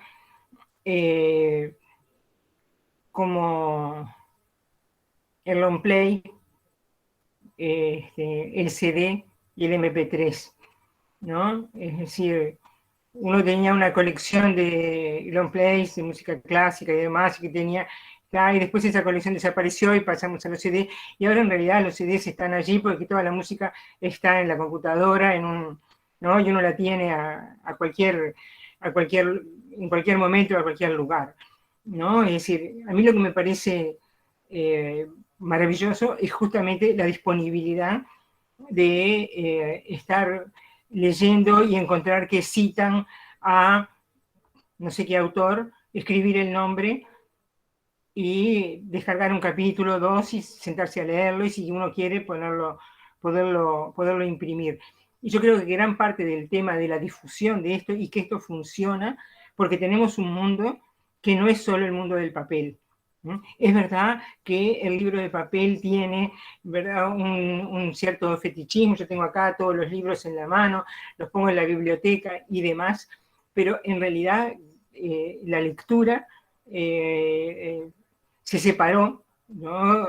Se separó del papel, ¿no? Como la escritura se separó también del papel, y la mayoría de las cosas que escribimos es con el teclado sobre la pantalla, ¿no? Es decir, la mayoría de nosotros a esta altura tiene unos ciertos problemas para escribir durante 2 horas en una hoja como no los teníamos hace montones de años, ¿no? Es decir, que todo el tiempo estábamos escribiendo y llenábamos cuadernos de cosas. Ahora cualquier cosa que hacemos es agarramos la computadora y hacemos, ¿no? No nos mandamos cartas, nos mandamos correos electrónicos y demás. O sea, hay un mundo que está funcionando de esa manera y que es parte de la facilidad de la difusión, ¿no?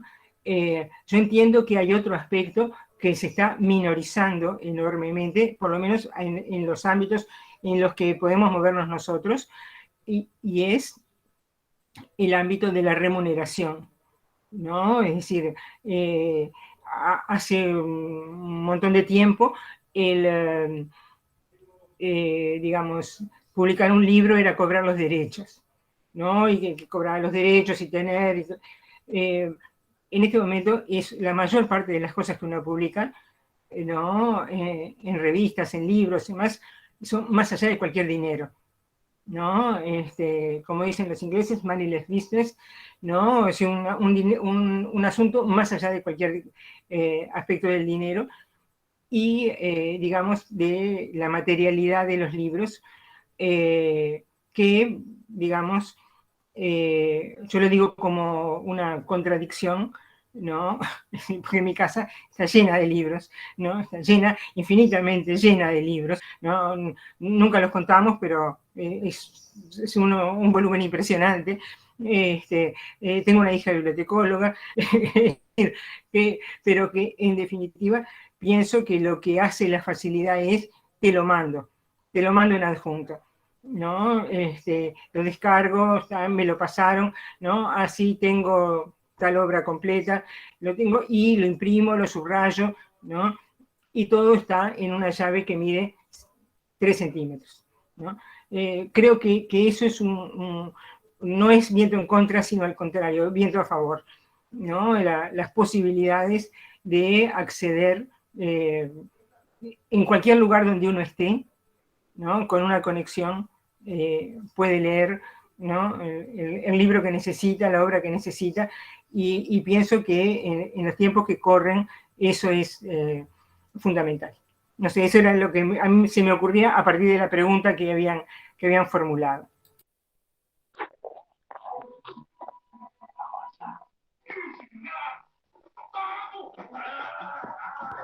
Hola. Tanto la pregunta del compañero como las respuestas de Ana me hacen pensar. ¿Por qué escogí yo, voy directamente a lo personal? ¿Por qué escogí lo físico? Aunque este también se puede comprar en digital. En realidad tiene que ver con lo físico y lo privado, ¿no? ¿Por qué me fui a una editorial distinta a las universitarias? O en colaboración, porque es una colaboración entre la Universidad Nacional y la editorial privada.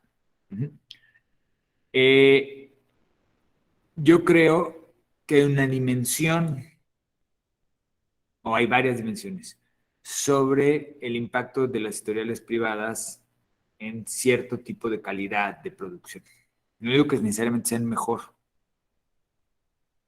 pero están más atentas, por ejemplo, al alcance de un público más amplio. Un texto demasiado, o por un público muy pequeño, tiene sentido, tiene que escribirse, no estoy diciendo que no, pero es más difícil que acceda a otros espacios. Entonces, un reto para mí era llegar a un público amplio, y cierta forma fue llegar a esto. También entre cuestiones de otro tipo, prestigio. O sea, en español, esta editorial es la misma que una de ellas, pero también publica a Boaventura Sonce Santos, a Jorge Torres, a Dewey, a Jackson, a Giraud. Entonces, en cierta medida, para mí, como investigador, también es un salto importante. En el caso del texto en inglés, en Estados Unidos y en Norteamérica no hay ediciones públicas. O es privado o es privado. Y va a salir y todos estos tienen la posibilidad de comprarlo físico o comprarlo en digital, en Amazon. O si hablo muy rápido, por favor, dime, porque la intención es... Entonces, hay diferentes cosas. Entonces, una es el tipo a quién quieres llegar, ¿sí? No solo la disponibilidad, sino la revisión editorial que te obliga a llegar a un público. Cosa que los textos universitarios, en donde acostumbramos publicar, no se preocupan. Y está bien, están destinados a un público. Otra tiene que ver con también el prestigio de las propias editoriales. O sea, no es que la UNAM no tenga prestigio, aquí hay una serie de criterios de que para poderse publicar, primero tuvo que pasar por los evaluadores de la universidad y luego por los de la editorial. O sea, pasó una doble evaluación. Pues también implica una exigencia académica mayor. También creo que los ámbitos y espacios de difusión son distintos. Estos entran a las ferias del libro, entran a las librerías generales, aunque entren a las partes de educación, no estén en novedades, pero entran a otro mercado. Aunque este esté relativamente, bueno, este es especializado, pero tiene otro espacio. También creo que se ha separado la lectura y la escritura, comparto plenamente con Ana, pero creo también que el libro físico puede llegar a tener un valor simbólico sobre la permanencia que no tiene el PDF. Y el PDF, estamos repletos nuestras computadoras de PDF que no hemos leído. Y no es que las bibliotecas no tengan, quizá han leído todas, pero es muy raro alguien que haya leído todos sus libros, si tiene una biblioteca amplia. Pero de todas maneras son menos los que no leíste que en los PDFs. Y dices, esto igual me puede interesar en el futuro y lo bajas. Luego, también creo que físicamente el nivel de atención es distinto. O sea, si yo agarro un libro y me siento en una posición, es más cómoda para la vista el libro físico. No implica que yo lea miles de cosas en PDF o en Kindle y compre. Hoy, ¿qué me está pasando a mí? Muchos de los libros que necesito los compro en Kindle porque no están físicos. Pasa, es la separación. Pero creo que también tiene una cuestión de poderse leer y trabajar el texto de manera distinta. No digo que mejor o peor, de manera distinta. Y luego, una más. Tengo muchos amigos de las editoriales privadas. Y no digo que yo sea un santo y no tenga PDFs, digamos, no comprados. Pero la situación económica, por ejemplo, para aquellos que han tenido la función histórica de editoriales privadas y la traducción, está hoy muy amenazada. Porque nosotros no vamos a traducir. Para que nosotros leamos a Artaud o leamos a nueva literatura o nuevos pensadores educativos que están escribiendo en alemán, francés o inglés, vienen por las editoriales privadas.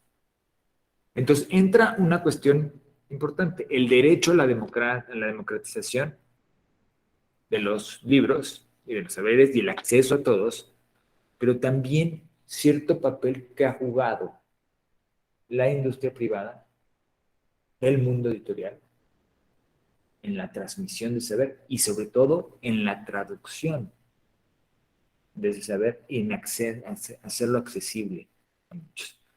Porque habrá algunos que podamos leer en 2, 3 lenguas, pero muchos no. Y muchos no podemos leer de la misma manera un texto académico que un libro de literatura. sea, si no es por editorial privada, no podríamos leer a Coetzee. Bueno, puedes leer inglés, pero Tazasu, que escribió en polaco. Ajá. O a Thomas Mann, por poner algunos nombres. Sí, entonces también entra en juego ahí un papel.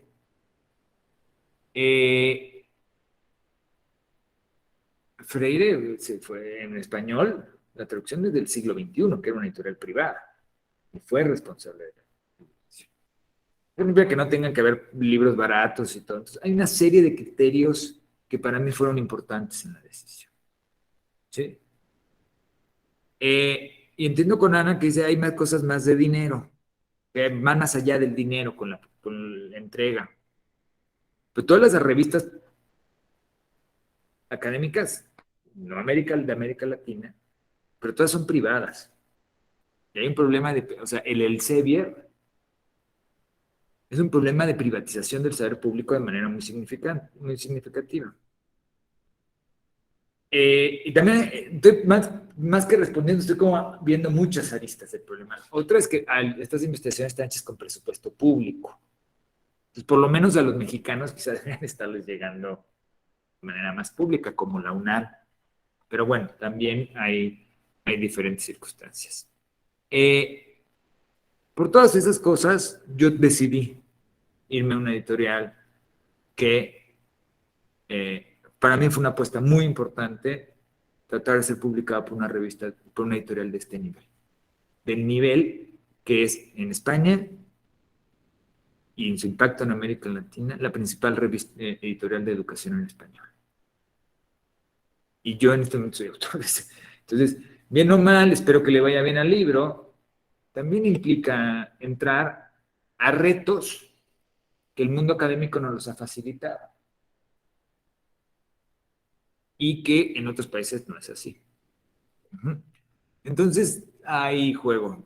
Pero todos mis libros se consiguen físico o virtuales, incluso los de la UNAM. O sea, los de la UNAM tú los puedes bajar gratuito, pero también puedes ir a comprar. Pero tiene un problema en la UNAM, mi instituto. El único lugar donde puedes comprar mis libros de la UNAM es en mi instituto. No está en ninguna otra librería. Entonces tampoco ayuda mucho, la verdad. Pero la gente va y los compra, ¿sabes? O sea, los míos y de otros. Hay mucha gente que escoge el libro físico. También prefiere. Entonces es variar. Y en relación a tu pregunta, yo creo que como estamos en dos lenguajes, Giovanni, a veces yo no decía de homogeneizar la metodología, sino discutir sobre los mismos temas, determinar como el mismo tema. Ana, quizá, Ana fue muy clara, también dijo, otro problema es el tipo de lenguaje que los diferentes contextos implican en la vida escolar. Ese es otro reto. Algunos se podrán solucionar más fácil y otros, pero también eso es una riqueza del texto, ¿no? Que se hable. En aspectos de los niveles, pues es fácil, se puede seguir las reglas de equivalencia de la UNESCO y pones un cuadro al principio del libro y dices esto es esto, pero todo el lenguaje de la vida cotidiana que plantea Ana es manera importante. ¿Qué otros retos? No sé, hay que pensar y hoy estuvimos Luis y yo planteando uno y pues tendremos que ver si podemos desarrollarlo. Pero bueno, no sé si respondí tu pregunta y la tuya, pero no es una respuesta a decir sí o no, sino cómo entender el problema, ¿no? O sea, también ver que la editorial privada ha cumplido una función de transmisión del conocimiento importante.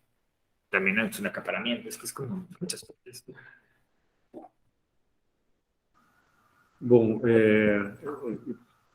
acho que boa parte do que eu penso sobre essas questões também já foi dito. Eu só gostaria de trazer uma referência literária e da ficção científica, né, que é o Homem Bicentenário, do Isaac Asimov, o Asimov. E me parece uma coisa muito interessante, né? Eles estão assim no futuro, e no futuro o que as pessoas fazem? restauração de coisas antigas, buscam ter coisas de madeira, buscam desenvolver as habilidades manuais, ou seja, depois que você resolveu todas as questões de fome, de tecnologia, de necessidade, para onde que a gente vai? Vamos para esse processo de desenvolvimento, né? E, desculpe, para quem não conhece a história, vou estragar já a experiência, né?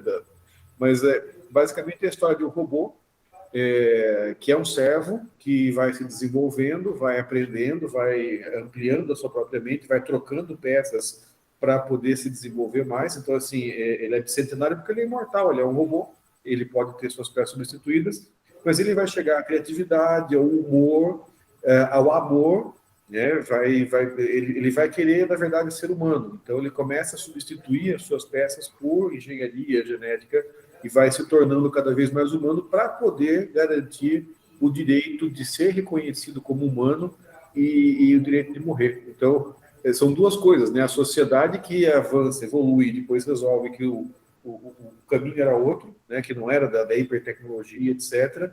E o robô que faz esse caminho de se tornar humano e ter o direito de ter tudo que os humanos têm, que é ser reconhecidos como seres humanos, poder amar, envelhecer e morrer. É uma coisa que hoje nós estamos fugindo, né? Hoje, com o Homo Deus, né, que a gente quer se tornar imortal e etc., e essa é uma obra de ficção científica que vai no caminho contrário. Ela fala, peraí, será que nós estamos perdendo algumas coisas? E eu acho que nós somos, né, judeus, cristãos e muçulmanos, os povos do livro. Então a gente não vai largar o livro, né? Começamos pelo livro que funda essas religiões, mas a nossa relação com o livro físico, inclusive, não vai se desfazer tão rápido. Eu vou nessa perspectiva de que a relação com o livro físico é diferente. Nós passamos de uma situação de escassez de livros para uma situação de hiperdisponibilidade de livros, né? E aí eles começam a perder o sentido. E o livro tem essa característica de nos tirar do computador e nos colocar num outro ambiente que não é um ambiente de dispersão que o computador acaba trazendo muitas vezes, né? Por mais que seja, né, um aplicativo de leitura, alguma coisa assim. E uma outra coisa, né? Na região da cidade que eu moro, nós temos muitos problemas com energia elétrica. Tivemos muitos problemas. Chegamos a passar 24 horas, 36 horas sem energia elétrica. Tudo que nós temos no computador está indisponível sem energia elétrica. Então, se a gente não estiver num lugar que tem energia elétrica, ou se a gente tiver algum problema com a energia elétrica, ou se a gente tiver algum fenômeno natural que nos leve a uma desmagnetização de todas as mídias, a gente ainda vai ter os livros. Então, assim, é uma resposta muito menos intelectual, muito mais...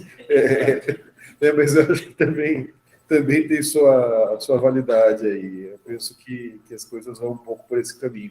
Então, pensando, por exemplo, né, um dos meus livros mais citados, que é o Ensino de História, Consciência Histórica e Ensino de História, agora eu esqueci, é o Livrinho Azul. Ele é conhecido como o Livrinho Azul, né? Porque ele é um livro físico. E aí as pessoas dizem, ele é o livro azul, tem o livro vermelho do mal e tem o livro azul do CERN, né? Acabou ficando um pouco por isso aí, exatamente pela relação física, porque também é um livro pequeno, barato, né? Agora está vendendo muito pouco, mas já vendeu bastante, porque também já é um livro que está com 12 anos de idade. Eu acho que tem essa perspectiva, assim, nessa profusão de material digital, o livro estar publicado faz com que ele ganhe um pouco mais de materialidade e com essa materialidade de permanência. E eu penso que isso também é interessante e vale a pena. Tanto que o livro anterior nós fizemos, o livro Os Jovens da História, Brasil e América do Sul, ele saiu em PDF, né? Ele está disponível em PDF, mas também foi impresso, porque nós tínhamos recursos para imprimir e para distribuir, e ficou uma edição, o mérito da editora da UEPG, muito bonita, porque é uma edição colorida e com papel muito bom. Então, são aspectos que a gente gosta muito. É a mesma coisa que leva as pessoas depois de tudo que aconteceu com a música, para voltar aos discos de vinil. Eu acho que essa é a nossa relação com o livro, porque a primeira relação que a gente tem com o livro é essa. Quando a gente é criança, pegar... Eu tenho um problema, eu adoro cheirar livro. Quando o livro chega, né, seja novo, seja velho, eu tenho uma relação olfativa com livros. E aí vão me tirar isso, gente? Não, por favor.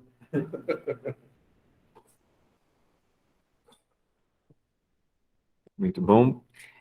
Mais alguma questão, pessoal?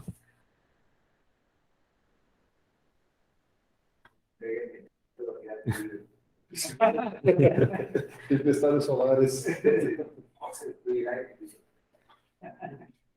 No chat tem alguma questão? Não? Va a la biblioteca. Puoi ser encontrado.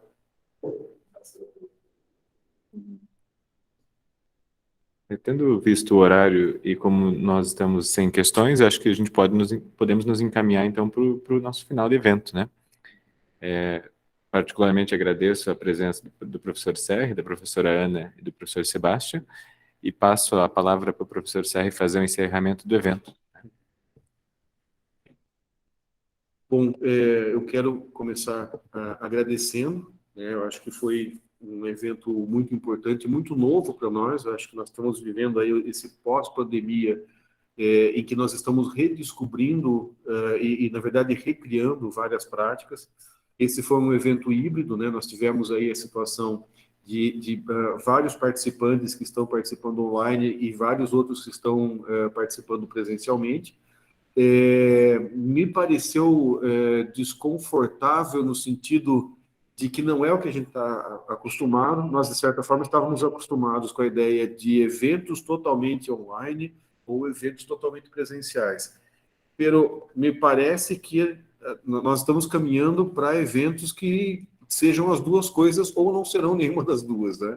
Então, eu acho que devemos valorizar o fato de que temos a possibilidade de fazer esses eventos híbridos. E eu estava dizendo também, né, que por mais que nós tenhamos tido dificuldades, o mais importante é que as jornadas latino-americanas de ensino de história continuaram acontecendo apesar de tudo, né? A gente continuou mantendo acesa essa tocha, né, essa chama que foi passada para nós para realizar o evento. Tivemos dificuldades, né, tivemos toda uma série de problemas, mas o evento aconteceu. Nós aí fazemos votos, né, de que o evento volte a se repetir, seja no Uruguai, seja na Argentina, seja no país que for, que volte ao Brasil futuramente também. Nós vamos receber novamente as jornadas com muita alegria, com muito prazer. Eu penso que é um evento que se consolida, né, que começa a se consolidar com características próprias, com características específicas, e eu penso que o mais importante aqui é agradecer a todos os que participaram virtualmente, a todos os que vieram para Ponta Grossa para participar presencialmente, a todos que nos deram apoio para fazer esse evento acontecer, né, a Pró-Reitoria de Pesquisa da Universidade, todo o setor de recursos humanos, de logística, o Museu dos Campos Gerais, no nome do professor Newton C. Chaves, que nos recebeu, né, na estrutura do museu. O Giovanni, que está aí, que estava no apoio até agora, saiu resolver uma questão, foi fundamental, né? Eu acho que a pedra angular desse evento foi o Giovanni, aconteceu porque o Giovanni fez a ponte entre o museu e o programa de pós-graduação em História, o grupo de estudos em didática da História, e creio que, ditas essas palavras, me resta, então, agradecer e declarar encerradas as terceiras jornadas latino-americanas de ensino de História. Muito obrigado a todos e até a próxima.